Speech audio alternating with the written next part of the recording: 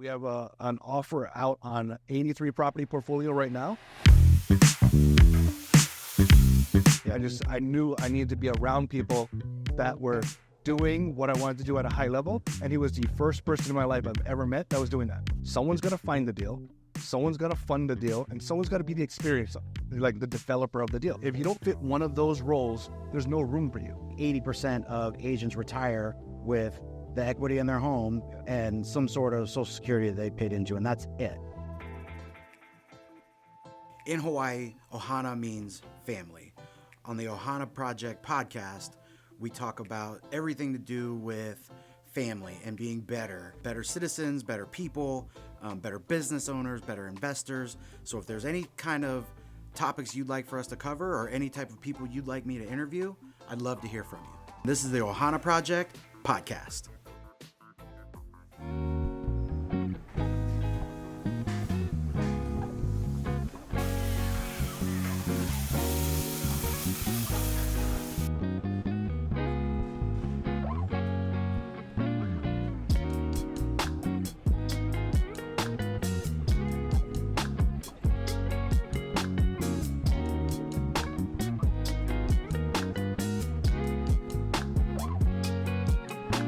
So tell me a little bit about like your story. Like, you know, you're from Hawaii. You know, tell me how you got from here or from there to here, and then just kind of like what's your origin story? Yeah, a lot of people when they find out I'm from Hawaii, exact same thing. Why are you here in Northern Virginia? Yeah. I love Northern Virginia, but it's not the normal place for someone to come to. I mean, the really, really short story is I love my wife and she's from here, and that's why I'm here. Yeah. The longer version of that is. Real estate gave us options, you know, the freedom of real estate, the freedom of finances, being able to make money no matter where you are, gave us the option at a fairly early age to kind of relocate and create a new life. And we chose Northern Virginia. Her family, she's from here. She grew up here. So the ability to be closer to her family, you know, was a blessing. And still do what I love, right? And what I'm good at in terms of real estate, building wealth. You know, education. All. So you've been doing the wealth building and real estate and everything that kind of goes along with it before you even moved here. Yeah, I started. I've been saying 20 years for probably 3, 4, 5 years now. So it's we get older every year. Yeah, I stayed the same. So, been doing this for a while. Started out as a real estate investor. I got my brokerage, my agent license about a year after that, and so. For over 20 years, I've been in two worlds, real estate investor and real estate broker. I've been in both of those worlds, and I love both of them. They're completely different, but there's an obvious overlap, you know, as well.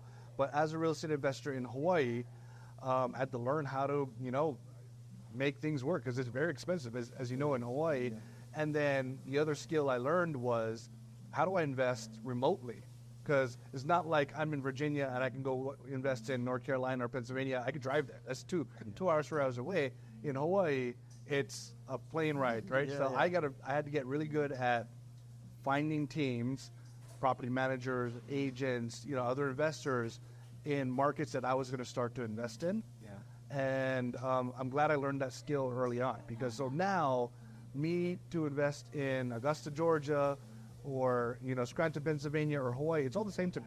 Like, if I could make the numbers work, I could find the team and kind of set that up. So I started at an early age with no money in Hawaii, learning how to invest, you know, through, you know, sweat equity. Yeah. And then getting to the point where now I'm not putting in the sweat equity as much anymore. I'm putting in the finances and the experience. Yeah. Systems, processes, all absolutely. That stuff. How did you, so coming from Hawaii, did you have money to start, or did you have to, like, what was your first deal? So, no money whatsoever. So I was working at a surf shop. So out of Haleiwa, shout out to Surf and Sea, right? One of the best surf shops in the world out there. And I was probably one of the top surfboard sales, you know, people out there. We taught people how to surf. We sold them surfboards. That was it. Now, wait, are you a longboard or a shortboard? Longboard. Longboard, right? We're tall. We're big. I'm way too big. Way too big for that. Bad back. You know, I was never really good at. I was built good for at the comfort, basics. not for speed. That's exactly it. But I loved it. Right, it's right at the ocean, and so that's what I did. And then somewhere along the lines, I got into fixing and flipping surfboards. So people would bring in their surfboards on consignment, and part of their business was buying surfboards from people and then cleaning them up and selling them. Right. And every once in a while, someone would bring in a surfboard, and the owner wouldn't want to buy it for whatever reason. And I'm like, I'll buy that, right? I don't need as much margin as the owner did. I'll buy it. And then I've got free labor. All my coworkers on their downtime, they can go clean this up while they're outside, standing outside greeting everyone. So got into the habit of buying surfboards, fixing them up, flipping them. Made decent money. When I say decent money, it's not thousands of dollars, but a few $100 every single transaction. I'm like, that's not bad. What can I do beyond that? And then I looked into multiple businesses. Real estate came across my radar. After reading Rich Dad Poor Dad, kind of went down that rabbit hole, becoming obsessed of being a business owner, owning your future, and then real estate was a clear interest. No one in my family invested in real estate. No one was a real estate agent or a broker, so I didn't know anything about either of those two things. But I just started to talk to people about it, and just every single customer that came into Surf and See, I would ask them, what do they do? You're buying a $2,000 surfboard. You're either very bad with money and you're an idiot, or you're successful and you can afford to do this. And I found my first real estate mentor selling him a surfboard in that surf shop. And so it became a focus for me. I started to talk to everyone about it, and eventually the right person or people came into my life that helped me kind of get to that next level. Was he your first mentor? Was he an investor already, or was he an agent in the business? He was an investor. Okay. He was an investor. Wasn't an agent. He just owned properties. I'm like, that's cool. And I can't remember exactly what the dialogue was, but he was getting into surfing, and he wanted someone to teach him some things about surfing. I could do that. Yeah. But I'm like, hey, I want to get into real estate. I actually didn't even know what that really meant, but I'm like, I know I want to be in real estate business. Yeah. And he was talking to me about the next day he had to go to one of his apartment buildings and wait for a contractor that stood him up already, that needed to repair something in a sink or something along those lines. He was a hands-on, landlord. And I'm like, I could do that. My dad owned a construction company, owned a roofing company. I'm very, very hands-on. I'm like, I could do that. I'll do that for free. Yeah. All I do is just talk about real estate. And he's like, okay. So I showed up, fixed his minor problem, and for 3 hours, was able to just pick his brain and talk about real estate. And I just said, what else is paying you? I'm not looking for a job. I've got a job. I just want to learn. Yeah. And that's how I asked him, do you want to be my mentor? I didn't even know that's what I wanted. Yeah. I knew I needed to be around people that were doing what I wanted to do at a high level. And he was the first person in my life I've ever met that was doing that. And so the money that you saved up flipping surfboards, was that the capital you used to get your first property? Yeah. Or did you partner with somebody? Yeah. So this first mentor, many lessons. One of the first lessons I learned from him was, so I said exactly that. All right, I've helped you a few times. How do I get into this? How do I be a part of one of your deals? And he almost chuckled. He's like, well, there's 3 roles in every real estate transaction, especially as an investor. There's only 3 that matter. Someone's going to find the deal, someone's got to fund the deal, and someone's got to be the experience, like the developer of the deal. If you don't fit one of those roles, there's no room for you. I don't need you. Yeah. So, one, you work at a surf shop. I know you have no money. He's right. Not no money, right?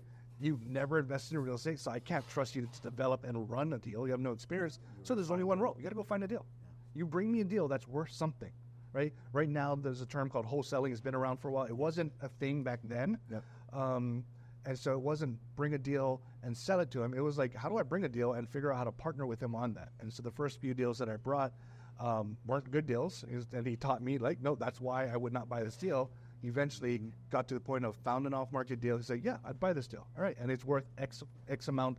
I'll give you 10%, 15%. Sometimes they gave me 25%, depending on how good the deal was, Right. the more I got. And so I earned equity in some of those deals. Eventually, there were a few deals where he says, I want this long-term, and I don't want a long-term partner. No offense. So I'll just pay you a fee for this. And so that's basically what wholesaling is. Yeah.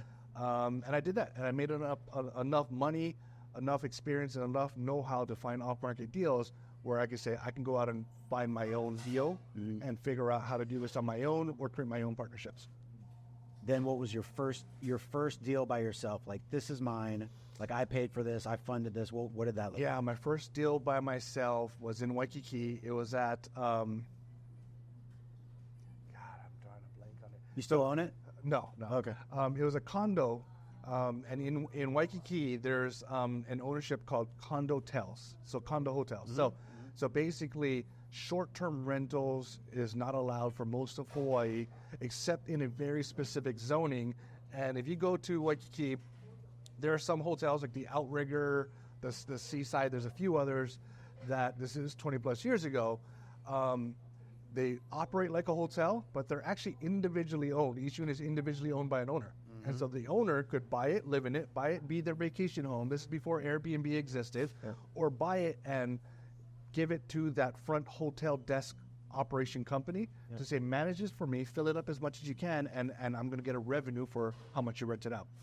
And so those were really cool. I like the idea of it, but they're also very difficult for sellers to sell because financing on those, buying a regular condo, you can put 5, 10, 20% down. Those are very tough because of the unique structure there. Yeah. For whatever reason, they needed 40, 50% down at the time. Right. And so me being able to, structure a creative financing deal with an owner, I was able to overcome the higher down payment scenario, but get them out of a scenario that they didn't want to be hands-on with anymore. So condo hotel, rent it out, put it as part of the pool, and that was my first, venture into that side of things. I realized that the ups and downs seasons, especially in Hawaii, the seasonality of the tourist market was not very consistent. And the long-term rental, what my initial mentor was doing, was the thing that would probably be the most consistent thing. So I figured out, how do I get into long-term rentals? Eventually that took me down a path of Hawaii's not the place for long-term rentals. No matter what, no matter how good of a deal you buy, it's very, very tough for you to cover your expenses, let alone make a profit, renting it out long-term. Right. Well, I learned to invest in other states after that. And the pricing in Hawaii is high, right? It's expensive to buy real estate. And I would imagine that there are better places throughout the country where the sales price matches the rental price much better on the investment side, right? In Hawaii, those margins just probably aren't there. Is that accurate? Yeah, they're not there. Even when 30 years ago, you regret not buying when I was 10 years old or whatever, right? So the reality is, prices were much lower back then, but even at that point, they still didn't pencil out, right? So there's a rule that we talk about quite a bit in the investor community called the 1% rule. And it's a quick rule of thumb of, if I buy a property for a certain dollar amount, can it rent for 1% of what I buy it for? Yeah. I mean, if I bought it for $100,000, can it rent for $1,000? If I bought it for $300,000, can it rent for $3,000? And if the answer is yes, then doesn't mean it's a guaranteed good deal, but it means it's probably going to be positive cash flow after paying a property manager, assuming there's basic taxes and insurance and nothing extreme on there. Hawaii has never been that. It's $900,000 average sales price, $2,000, $3,000 average rent. Nowhere near, economics wise, where it actually makes sense. So it's finding those markets that are closer to, the price hasn't gone up as much, but the rents have gone up. And what that leads you to are markets that are not booming economically. They're good markets, but the only reason they cash flow is because they're not going up by 5 or 10% every single year like Hawaii was. Right. One of the benefits of Hawaii is the appreciation. And if you held on to that, then you'll make a lot of money over appreciation, but you're never going to cash flow. So it's a different type of investment strategy for the most part. Both are good, just understanding which type of strategy you're focusing on was key. How did you go from, so a little bit of a double question, but how did you go from 1 doors to 2 doors? And then what was the timing on that? Did you do 1 a year? Did you do 2 a year? Because I know that's a goal for people I'd like to do 1 a year, 2 a year. And then how did you go from, all right, now I got 2 doors, now I got 10, and now how many total doors do you have now? 417. Okay. Yeah. So how did you go from 2 and that timing, 10, you're like, okay, and then all of a sudden you just boom and you're at 400? Yeah, that's a good question. It's not linear growth, it's exponential growth, but I think it starts out with linear expectations or commitments. So I can't even remember who said this, but it's not even what you decide, it's that you decide that's most important. Yeah. Right? And so what I decided at an early age, I was 21 when I made this decision, never bought a property at that point. I was getting ready to buy my first property, but I'm like, I'm going to buy at least a property every year for the rest of my life. That's it. And I made that decision, and that became my identity. I will never, ever go a year and not buy real estate. And so making that commitment, it's always on my mind. I got to go find a property this year. And then I'm like, okay, I'll buy one property per year for the next 10 years. I got 10 properties. And then quickly, like in year 2, it's like, all right, well, I knocked that off in January. Oh, I got the rest of the year. I could probably buy another property. I got to figure out how to do this. Oh, so it was no longer, I'm going to buy a property a year. I'm probably going to buy 2 or 3 this year. Okay, cool. I bought 2 or 3. Okay, how do I do that and scale that up to 5? So it went from 1 per year to 3 per year to 8 per year to, at some point, about 5 years ago, I started to say, how do I buy a property every single week? So 52 properties in 52 weeks became my standard goal. And the reality is the transaction count, that's a lot to do a purchase every single week. I shifted my purchasing strategy into buying in bulk, buying portfolios. Right. So almost exclusively now we buy portfolios of 10 or more properties at a time. Yeah. Now that allows me to have a goal like 100 properties. I want to buy 100 properties per year now. That's 10 transactions at the most, if they're all at least 10 properties or more. Right. All right, 10 properties or more. So I couldn't start there, but every single year you just realize it's a little bit better, a little bit more advanced in what you're capable of doing. Yeah. And the better investor that I became, what seemed impossible on year 1 seems like ridiculously easy by year 3. Right. But if I set the goal for that in year 1, what my year 3 goals ended up being, I don't know if I ever would have gotten there. So I think I needed a linear goal, 1 per year, and then hopefully outperform that goal and then just scale up from there. So now it's 100 per year. I don't know what it's going to be beyond that, but it's, I don't know, how do I That's push your goal right myself? now, 100 a year? 100 per year. Are you going to hit that this year? Yeah. Did you do it last year? No, this is the first year that we did a full 100 per year. That's our goal. We have an offer out on 83 property portfolio right now, which that alone will put us over that based on what we've done. Is it in Tennessee? So that one's in Pennsylvania. Okay. And I have 3 other really good prospects in parts of North Carolina that were sent to me that I'm underwriting right now. So the bigger your goals are, and obviously there's different logistics needed to figure out, okay, how do I tackle these much bigger, portfolios than I've done before. Yeah. But without setting that goal, those opportunities don't come to you, and you don't figure out how to overcome those objections. All right. When did you know that you're like, okay, I can't keep doing, well, it's not worth my time to keep doing these one deal. All right, we're going to go 10 per deal. Like, we need to do 10. We need to do 100, per deal. Or when did you get in? Do you do multifamily type stuff where you're like full buildings? Yeah, so I have. Right now my portfolios are mostly small multifamily, like 2 to 4 units. Yep. And strategically for financing, that's just what I'm more comfortable with. I've had ups and downs in my life, in my career, in a lot of other things, because separate than real estate, I've always tried to have other businesses that are running. I ran a brokerage, I've done coaching, I've done training, I've done a bunch of other stuff. I've owned other non-real estate related businesses.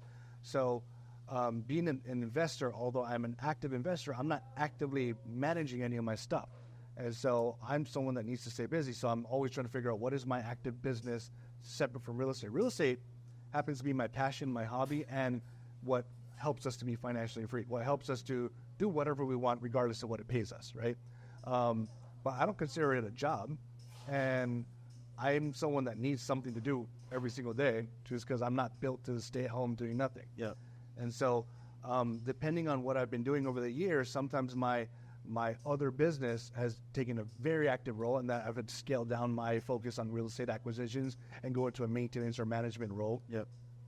But once we kind of got to the point of we didn't get excited about buying another rental property, and like literally my wife was saying, "Why are we buying this property? Like, what is it going to do? Like, it doesn't change anything for us, right?" That's when we realized, all right, either I'm going to be a liar and stop buying real estate like I told myself I was going to do, or I got to figure out a way to get excited about it again. I'm always excited about real estate, but one more rental property did not excite me. And it didn't do anything for our finances. At that point is where I say, okay, we need bigger goals, and we need to set up better systems to accomplish those goals. Is that where you came up with 100 a year? Yeah. Like I get excited to do So 100 a year. the one property per week is the first like venture into scaling beyond what we were normally doing. Up until that point, we would do between 5 and 20 a year, depending on the year, but we'd let it come to us. But actually setting a goal of I want to do one per week or 52, in 52 weeks, that was the first stretch goal we came up with. Yeah. And then every year after that is how do I go a little bit bigger? As long as it keeps us excited, keeps us motivated, then we'll continue to do it. So you talked about the three main roles, in a partnership or when you're looking for an investment, it's the finder, the funder, and basically the experience. Yeah. Where do you find yourself right now? What role are you mostly in right now? Yeah, I still play all three roles in many of my transactions. Most of our properties my wife and I own. Yep. Right. So we don't have a whole ton of partnerships out there, although there are partnerships that we've done. So many times we are the finder, we are the funder, and we are the experience. Right. So you can play all three roles at any given time. Many times people bring me the deal now, and so I'm not the finder anymore, and so I'm not necessarily partnering with a lot of people. Sometimes I'll partner with some people strategically, but I'll pay them. They'll get paid for finding me the deal, Sure. and then now I am funding the deal and then developing the deal. There are some scenarios where I take advisory shares in projects, and if someone says, hey, I want a mentor or a coach, I used to do coaching, and that was a business that I ran, and I basically scaled back because it took a lot of my time. I love doing it, but I'm not someone that could do anything like just partial. I got to go all in. It would take a lot of my time. And so I scaled that back. And then people that come to me that want coaching or like actual eyes on projects from purchase to development to the next 5 years, I won't charge a fee, but I will do a advisory shares. Yeah, Yep. 10%, 15% in that company. And so in those cases, I'm not bringing capital. I'm bringing my development and my expertise to help them run that project. That's awesome. So, now, your focus is, bigger projects, 100 doors a year. What else are you doing that, because if one-off property doesn't excite you anymore, like where do you get your excitement now? Like you run a few different groups, you still do some consulting and training and things like that. Like what excites you now? Yeah. So first off, the one-off properties can excite me if my exit or my development of that is different than what I've been doing. So the last few years, I've been refining my skills on short-term rentals and what's called co-living. And so the vast majority of what I do is long-term rentals. If there's a single-family home in that portfolio, I'll probably convert it to a room-to-room co-living or a short-term rental. And if it doesn't fit either of those, then I'll probably sell it off, would be my guess. So I get excited about that because it's unique. There's a different level of challenges there. But I love coaching. I love training, right? Yeah. And so the two things that over the last couple of years that I've really honed in on was my organization is called Cash Flow Breakfast Club. So it's a totally free, community-based investor mastermind. So there's many amazing paid masterminds out there. I'm a part of many of them. But there's the entry level to get into a high-quality mastermind that's not going to sell you something and just try to get you signed up for the next $20, $30, $40, $50, $80,000 package. It's rare. And so I wanted to figure out, can I add tremendous value to communities at scale and do it for free? And that was a hard equation to overcome. But the fact that I didn't need revenue from that said that I could figure this out over a few years. And I created a program that we started in Northern Virginia. And I've been running it for about 8 years or so. And it's probably one of the best masterminds. Every single month you meet up, you connect, you meet other investors, you find partners, intense education, but we completely run it for free. And we start to expand that last year for the first time. And we have 36 locations now. Mm-hmm. We have almost 100 location applications, people that want to open up locations. So we should be scaling to one of the largest real estate investor brands, in the U.S. within the next year or so. And still able to provide this for free. We bring in partners, lenders, and to help us on the back end to cover our costs. So that's very rewarding. And then recently partnered with you and your company, at Keller Williams, to figure out, okay, this I've always been a real estate investor and a real estate broker. Last couple of years I haven't been involved on the brokerage side, and I'm excited to get back into the brokerage world of how do I help agents take advantage of a world that they know tremendously, but maybe are not investing themselves. They're not building wealth. Right. Many agents are really good at making money, but not thinking through how am I placing this in real estate strategically so that maybe I'm going to do this forever, but if I wanted to stop doing this or if I wanted to scale down, I have that passive income paying for my lifestyle. So we're creating this investor division within KW Alliance Group, and we just start to roll that out and to educate agents how to be investors themselves. Make that decision I made 20 plus years ago to buy a property every single year at a bare minimum. Maybe they changed their business focus. Maybe who they help, they start helping more investors out there. Could care less if that actually happens, but it is, can they build wealth predictably through this education platform? Well, and there's, on the agent side, we don't have 401ks, right? We don't have pensions, and, there's a statistic out there that, it's a high number. I think it's like 80% of agents retire with the equity in their home and some sort of Social Security that they paid into, and that's it, right? So the idea behind being an agent investor is you're in the world of real estate that creates a competitive advantage in the finding portion, but also in the knowledge portion. And if you're able to hone those skills and acquire properties, like this is your retirement, this is your wealth building, this is how you change the life for yourself and your family, right? That's awesome.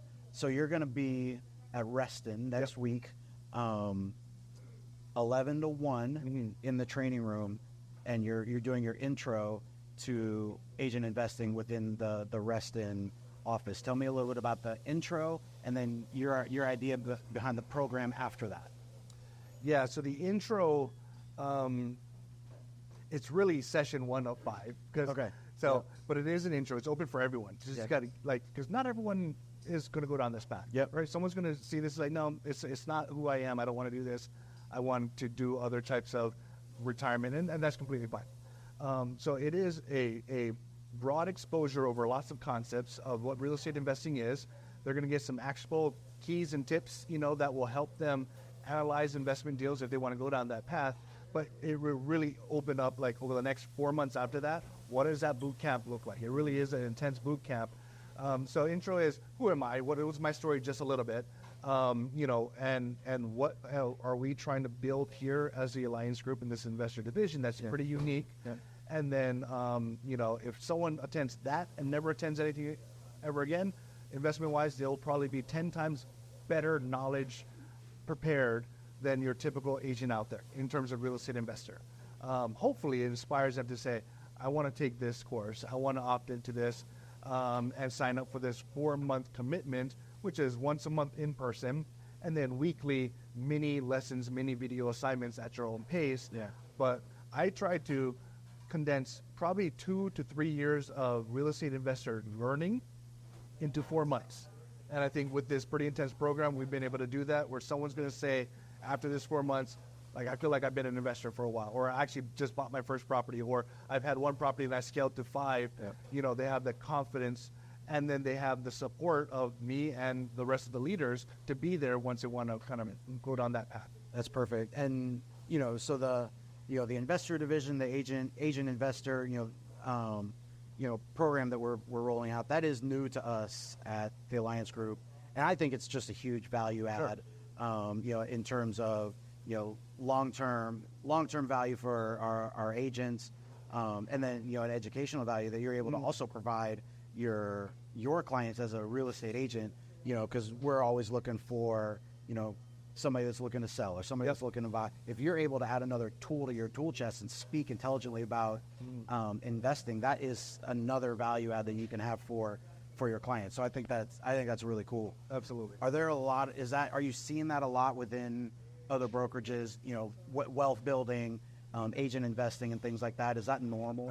No, it's not. It's definitely not. There's like 1-day courses out there. Right. There's, kind of like, let's expose you to the concept a little bit, but not like the actual, support of not just education, but let's for the next few years be there with you to help you buy these properties. Or maybe let's partner together, get a few agents to partner together and start that journey. So one of the agents in our pilot group asked me this within Keller Williams. She's like, I'm doing the math here, and I'm excited. I'm going to be buying some real estate. I don't understand how my broker benefits from this. I'm like, they don't. The reality is and that's what excited me about joining Keller Williams and Kyle, because he saw the vision of, sure, this is not a directly proportionate, we're going to make more money, because they might not buy in this area. They might go buy in Pennsylvania. They might buy somewhere else, and maybe there's no commission whatsoever being earned. But I think the bigger vision of, we truly care about our agents. We want our agents to understand, like, the bigger vision. And my belief is, if you help someone expand their vision beyond just earning money to wealth building, financial freedom, there's probably a level of loyalty that cannot be found anywhere else. 100%. And so I found, in talking to other brokers, just trying to really, for years, I've been telling people, you guys should all be doing this. I'm not the one to do it for you, but you should be doing this. The typical answer from a broker was, that's cool, but we're not going to make money from that, so we're not going to do that. And they almost did not want their agents focusing on real estate investing, because why distract them from what their main job is making money? So so bigger vision at Keller Williams, help grow wealthy agents that have the confidence to sustain the great markets and down markets, and be in it for the long haul as a professional, because we need to make money to reinvest that money, so it goes hand in hand. That's perfect. So you'll be at Reston Tuesday, 11 to 1, and it'll be basically session 1 of 5, and we'll be able to hear a little bit more from you. I see our food here, and I'm getting hungry. I'm hungry, You've been looking at it. It's been over my shoulder, and I had to look. Let's bring it on.